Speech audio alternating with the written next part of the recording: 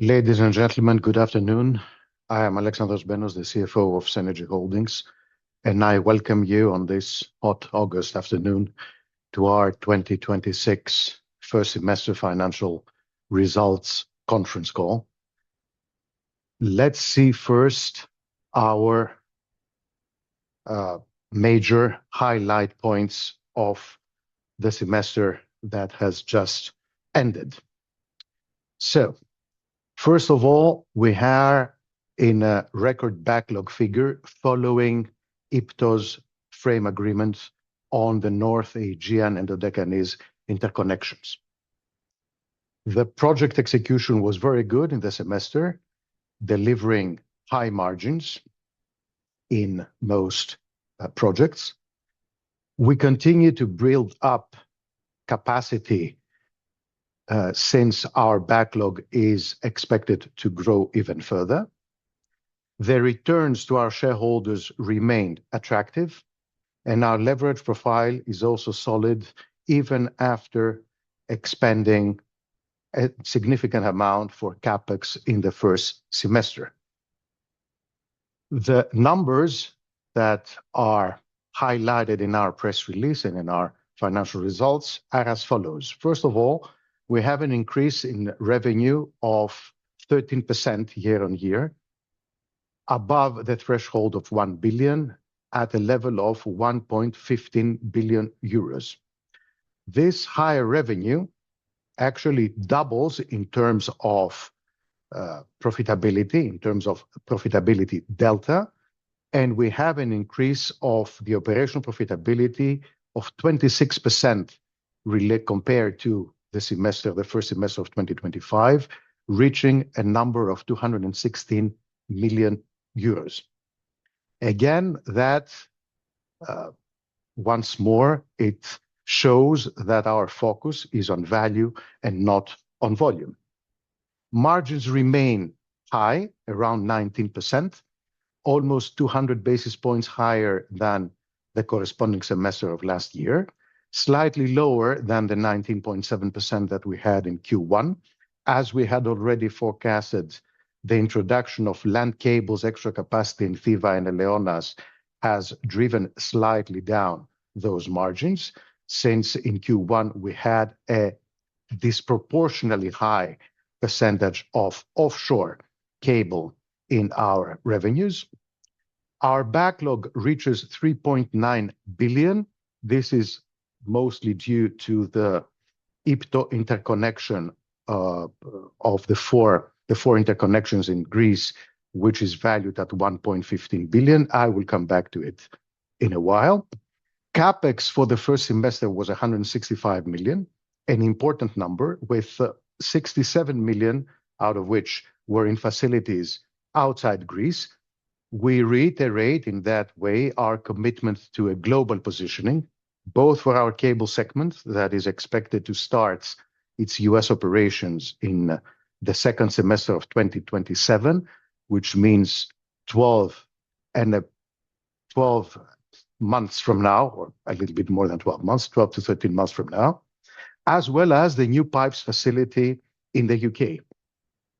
The bottom line is at 177 million, 43% higher than last year, and an EPS of 65 cents, 45% higher than last year.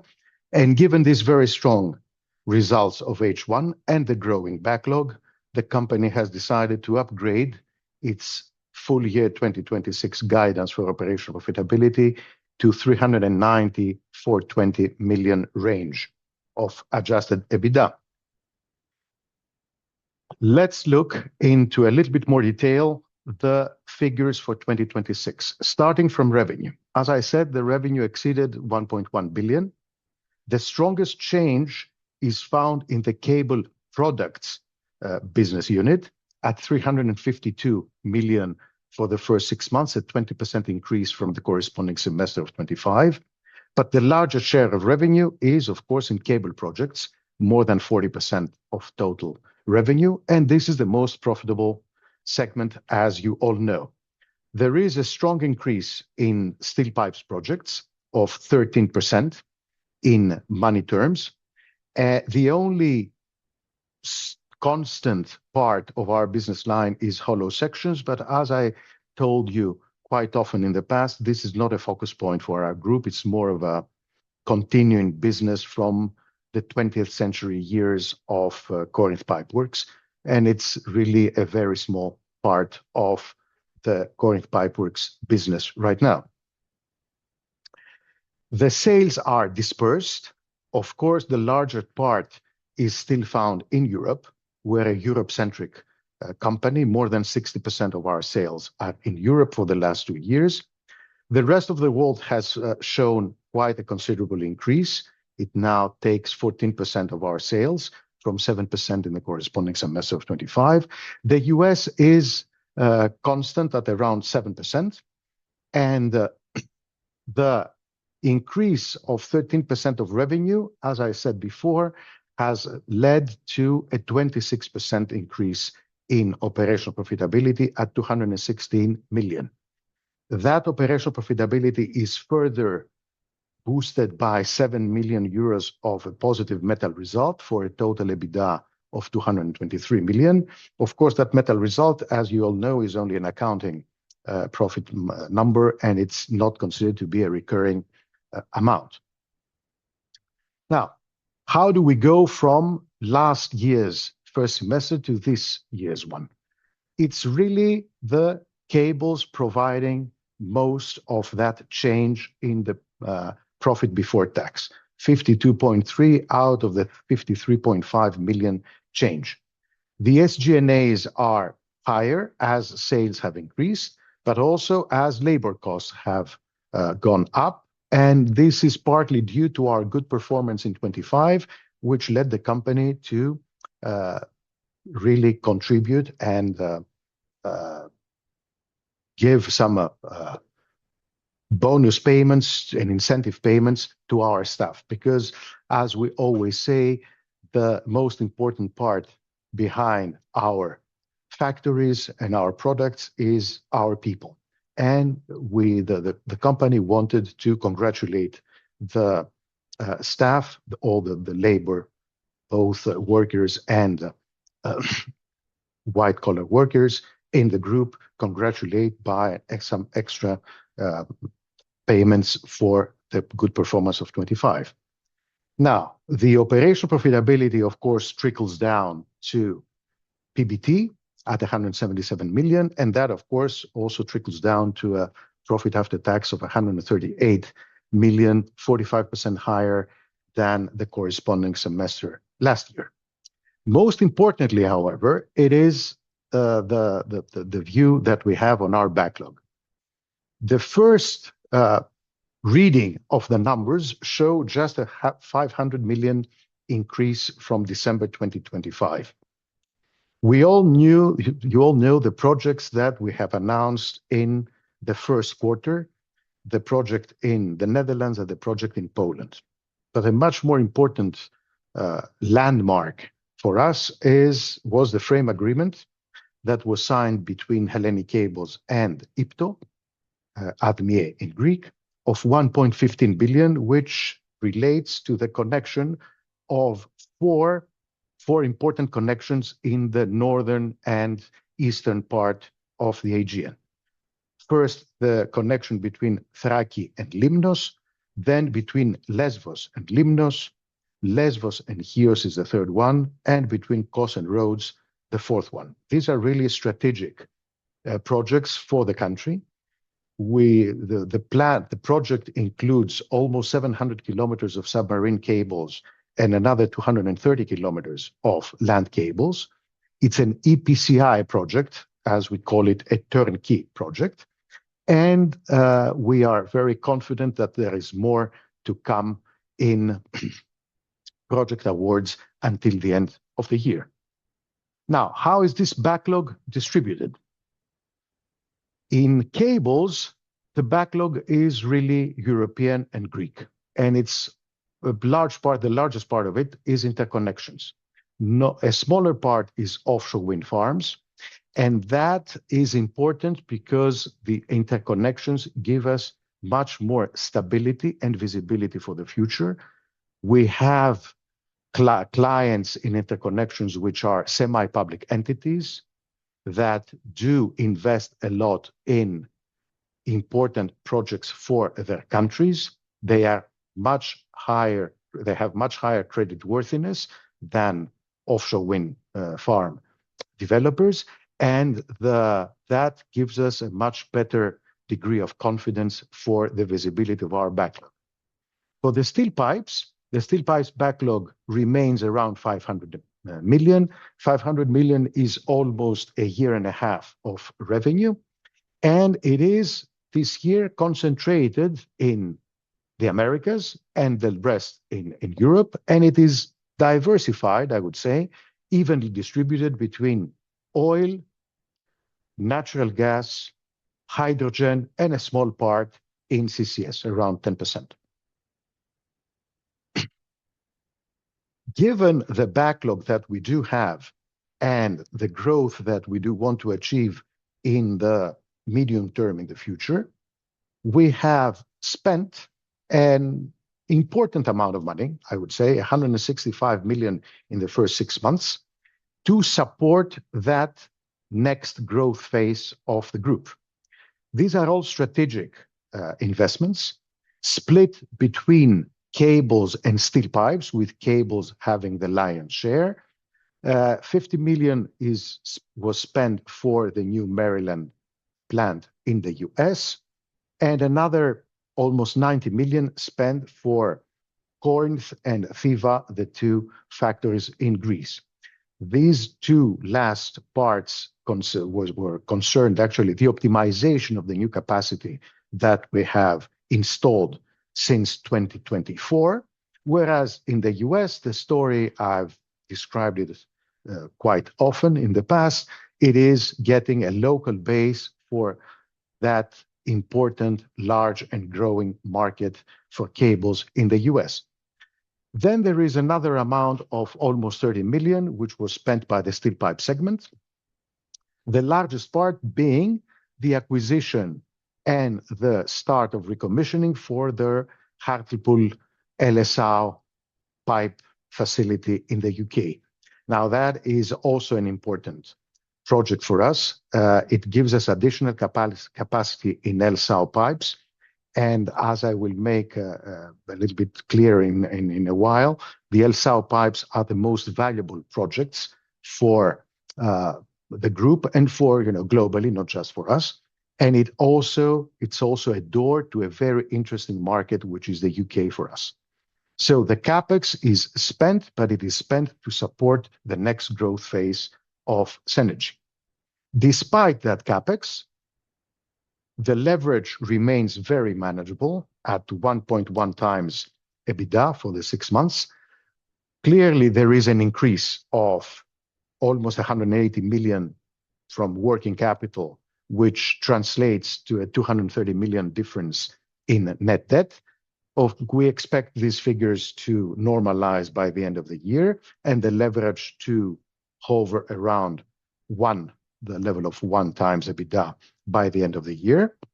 And we believe that we have really offered some good returns to our shareholders. The returns remain attractive. We have a 45% increase in earnings per share since the corresponding semester of 25, and more than 15% upside in the share price since December 2025, despite some hiccups that we've seen in the share price in June and July. The return of capital employed remains very strong at 28%, as it was also in 2025. Turning at the segments.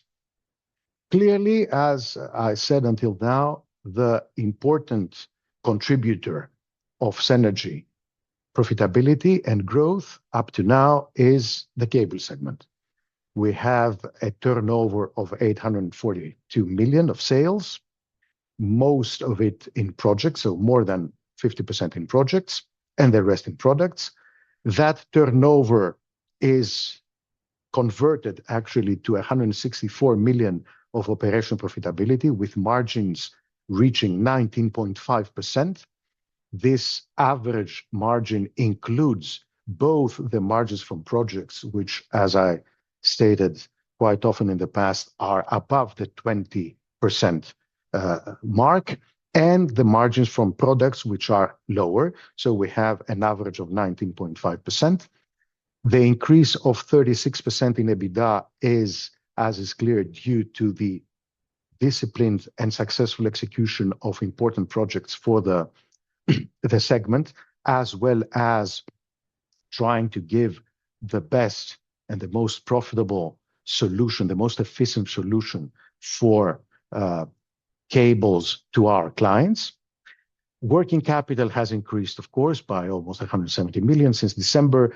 That also boosted net debt by 155 million, but still the profitability of the segment is strong enough to keep the leverage profile at very sound levels. For steel pipes, the story is a little bit different. There is an increase in turnover at 312 million. That increase in turnover by 11% is actually volume driven, so it is not a result of higher prices. I would say that prices are slightly lower from the last semester of 2025. The profitability stays around 51 to 52 million, as was last year, but the margins are lower. Don't forget that 2025 was really the annus mirabilis of Corinth Pipeworks, with extraordinary operational profits of 108 million.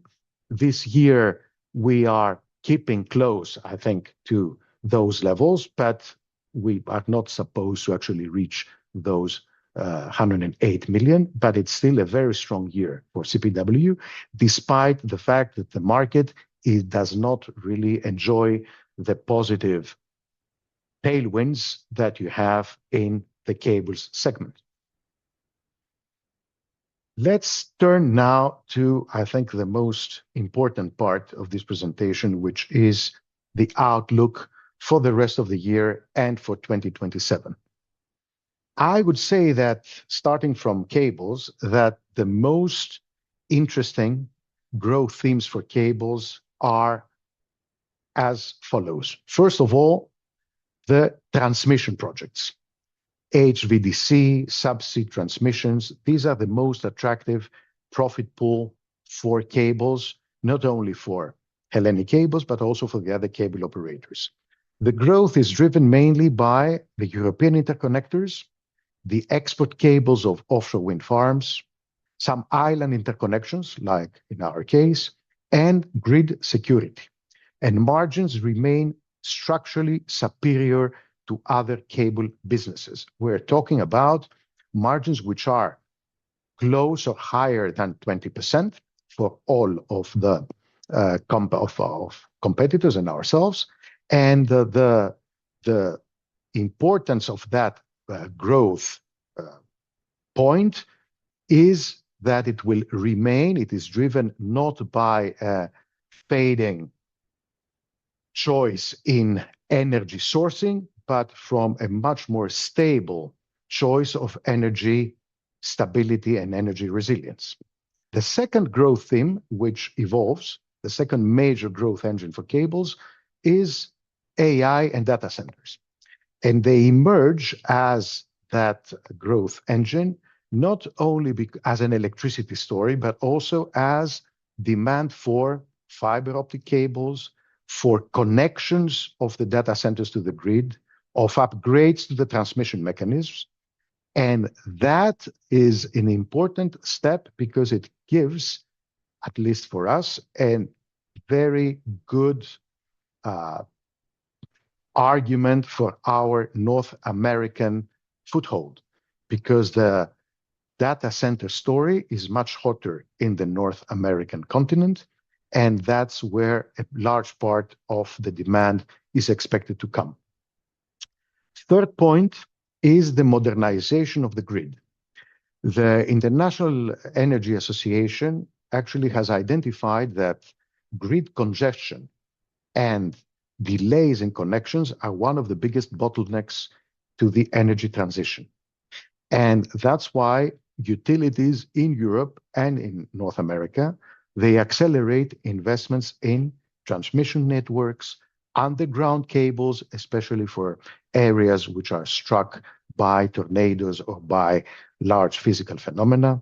Distribution upgrades, we all know the stories about the lack of charging stations in urban areas in Europe, but also in the US, and the resilience of the grid. So all of these growth themes are important for the cables.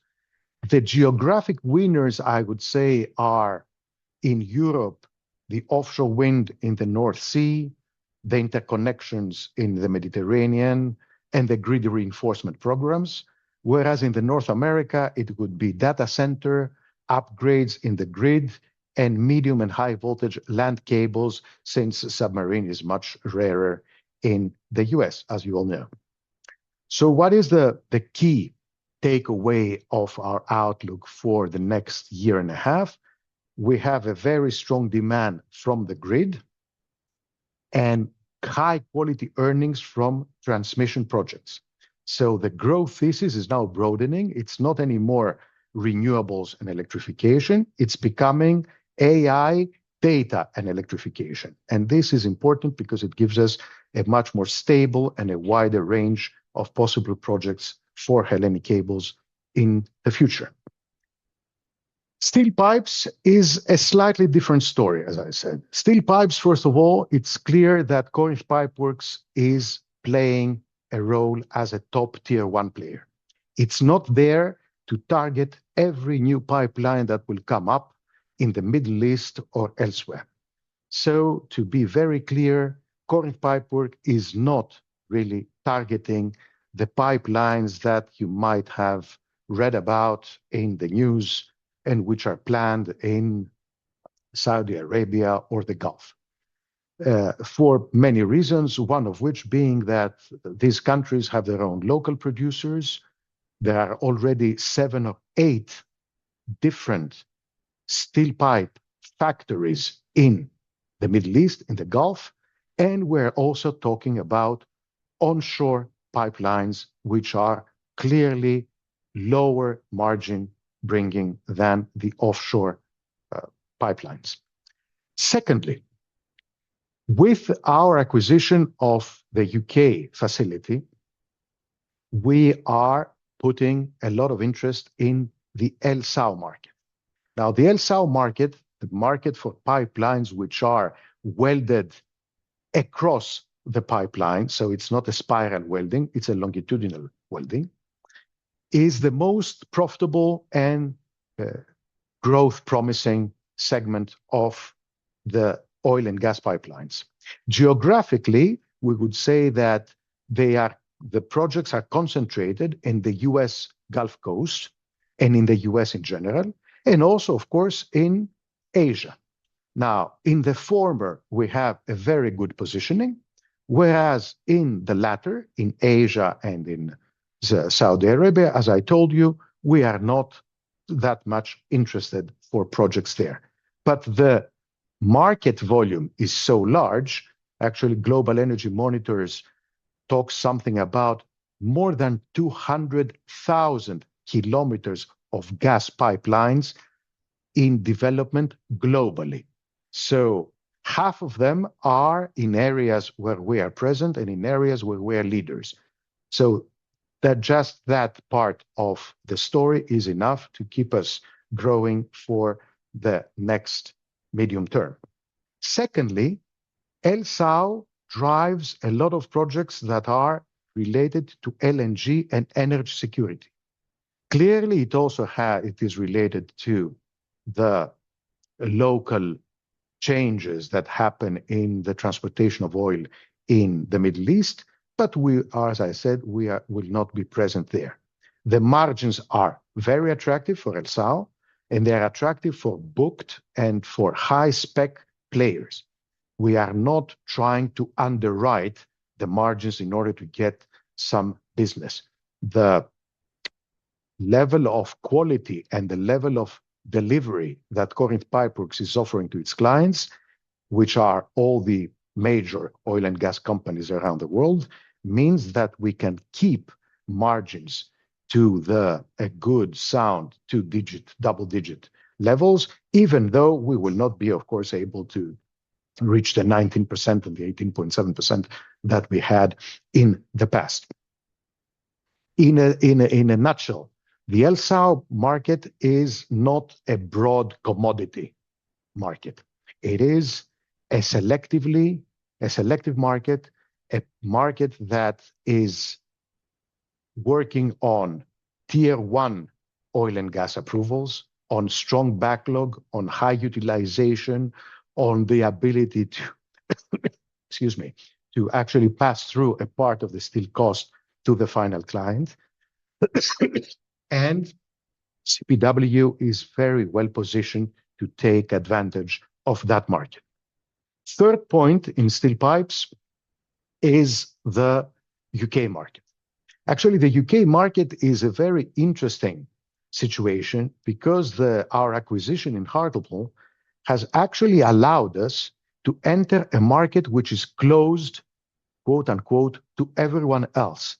What do I mean by that? I mean that all the competitors of Corinth Pipeworks, whether they are German or Indian or South American, they are shut out of that market because of local content clauses, which means that the acquisition of Hartlepool offers an almost captive market, which of course is not booming in terms of oil and gas development, given the UK government's decision on renewables, but it is a very promising market to other projects such as hydrogen and CCS, carbon capture.